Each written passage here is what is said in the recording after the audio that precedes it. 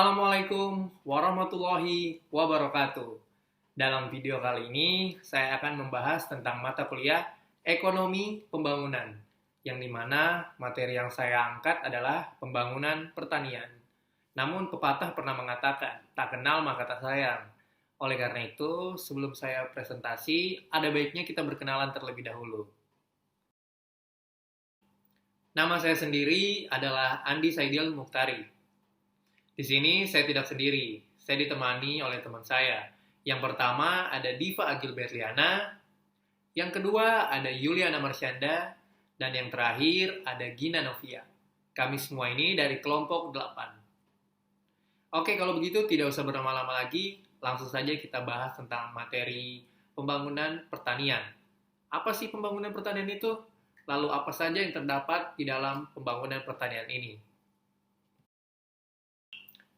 Yang pertama kita bahas di sini adalah definisi atau pengertian pembangunan ekonomi pertanian. Mungkin dari kalian banyak yang bertanya-tanya nih, apa sih itu pembangunan pertanian? Pembangunan pertanian itu sendiri adalah suatu proses yang ditujukan untuk selalu menambah produksi pertanian yang gunanya untuk menambah produksi pertanian untuk tiap-tiap konsumen, yang sekaligus mempertinggi pendapatan dan produktivitas usaha tiap-tiap petani dengan jalan menambah modal dan skill untuk memperbesar turut campur tangannya manusia di dalam perkembangan tumbuh-tumbuhan dan hewan. Mungkin materi selanjutnya akan dilanjutkan oleh teman saya, Yuliana Marsyanda. Silahkan, Yuliana Marsyanda. Perkenalkan, nama saya Yuliana Marsyanda. Di sini saya akan melanjutkan materi dari teman saya, yaitu Andi Saidil. Di sini saya masih menjelaskan tentang pembangunan pertanian. A.T. Moser di dalam bukunya Getting Agriculture Moving menjelaskan bahwa pembangunan pertanian adalah suatu bagian integral daripada pembangunan ekonomi dan masyarakat secara umum.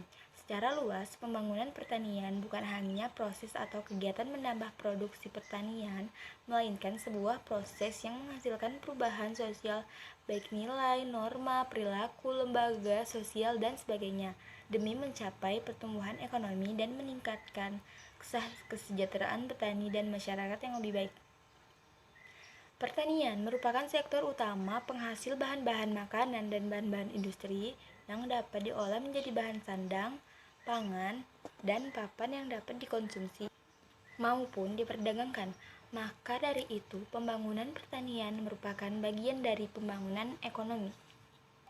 Selanjutnya saya akan menjelaskan syarat-syarat pembangunan pertanian. Terdapat 5 syarat-syarat pembangunan pertanian. Yang pertama yaitu adanya pasar untuk hasil-hasil usaha tani, yaitu pembangunan pertanian meningkatkan produksi hasil pertanian.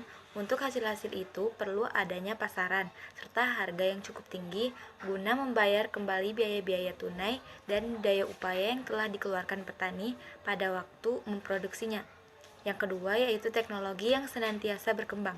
Kemajuan dan pembangunan dalam bidang apapun tidak dapat dilepaskan dari kemajuan teknologi. Revolusi pertanian didorong oleh penemuan mesin-mesin dan cara-cara baru dalam bidang pertanian. Yang ketiga yaitu tersedianya bahan-bahan dan alat-alat memproduksi secara lokal, yaitu dengan ketersediaan bahan-bahan dan alat produksi secara lokal. Apabila petani telah terangsang untuk membangun dan menaikkan produksi, maka ia tidak boleh dikecewakan. Yang keempat yaitu adanya perangsang produksi bagi petani. Jadi, perangsang yang dapat dikatakan efektif yaitu perbandingan harga yang menguntungkan dan bagi hasil yang wajar, tersedianya barang dan jasa yang ingin dibeli oleh petani. Yang kelima ialah tersedianya sarana transportasi yang lancar dan kontinu. Tanpa perangkutan yang efisiensi dan murah, maka pembangunan pertanian tidak dapat diadakan secara efektif. Selanjutnya, saya akan menjelaskan kelebihan dari sistem pertanian dari masa ke masa. Yang pertama dari Orde Baru. Yang pertama ialah terciptanya kestabilan ekonomi Indonesia dengan adanya repelita. Yang kedua, berkembangnya kemampuan petani dalam hal pengolahan lahan maupun produksi bahan pangan menjadi lebih modern.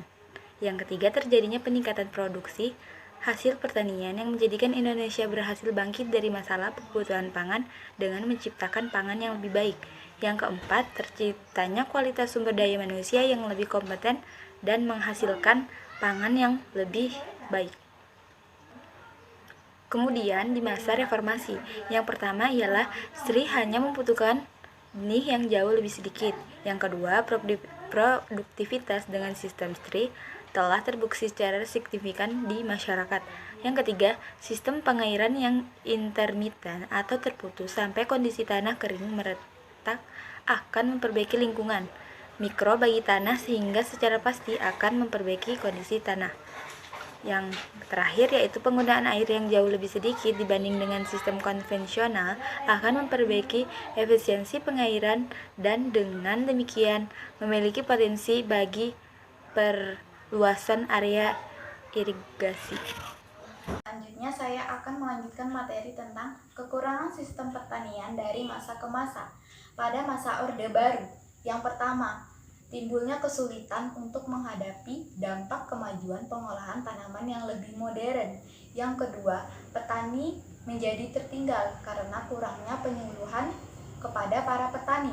Yang ketiga, terjadi keterbelakangan subsektor selain pangan dikarenakan pemerintah lebih mengutamakan kemajuan produksi tanaman pangan. Selanjutnya pada masa reformasi, yang pertama, petani belum siap dengan beberapa kebijakan pemerintah yang dianggap terlalu sulit dan merepotkan. Yang kedua, dalam permasalahan irigasi, petani menjadi kebingungan akibat tidak memahami panduan yang tidak pasti dalam sistem pembagian air. Solusi gimana sih cara yang tepat untuk mengatasinya?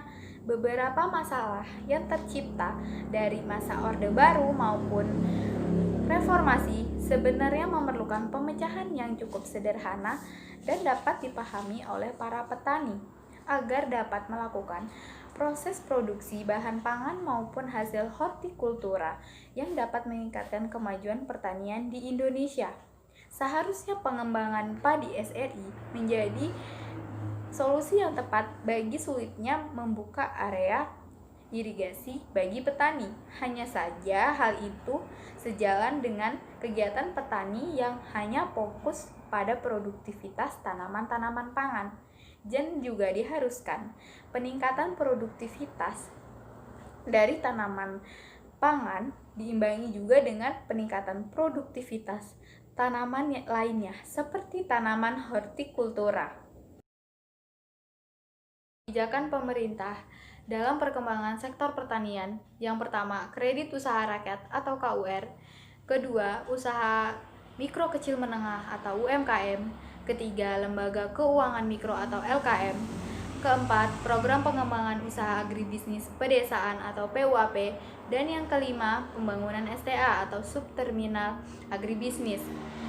Dan materi selanjutnya akan dilanjutkan oleh Diva Agil Berliana. Kepada Diva saya persilahkan. Nah, sekarang ada 4 manfaat pertumbuhan pertanian bagi ekonomi Indonesia. Yang pertama, ada peranan dalam pembentukan produk domestik bruto.